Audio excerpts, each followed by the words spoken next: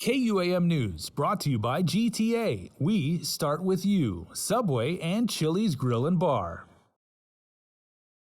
In the memo, Secretary Austin said the president had asked him to consider adding the coronavirus vaccine to the list of required immunizations for all service members. Currently, it's still voluntary, but after consulting with top military leaders, Austin will seek the president's formal approval to make it mandatory by next month or immediately upon the licensure of a vaccine by the FDA, whichever comes first. In the meantime, DoD is rushing to push out new guidance for the unvaccinated. Pentagon spokesman John Kirby. I don't have the details for all that today. We're working hard on what will be a policy directive to come in the coming days that will make it clear what those requirements and restrictions are and how they apply to everybody in the DoD workforce, including uniformed personnel. The Pentagon estimates that about 65% of its workforce has been vaccinated.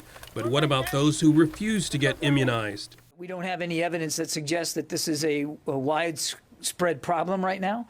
I think members of the military understand when you sign up for the military that there are requirements laid upon you, and some of those requirements include being healthy and fit and ready to serve. Secretary Austin indicates that the next few weeks will be spent preparing for this transition. It has every expectation that commanders, once this new vaccination program is in place, i.e. it's mandatory, are going to implement that new program with skill and with professionalism, the same skill and professionalism they do now for existing mandatory vaccines, as well as compassion. DoD says it will be keeping a close eye on rising infection rates and the impact on troop readiness. Secretary Austin closed by saying he will not hesitate to act sooner if he feels the need to do so. For Guam's News Network, I'm Nestor Lecanto.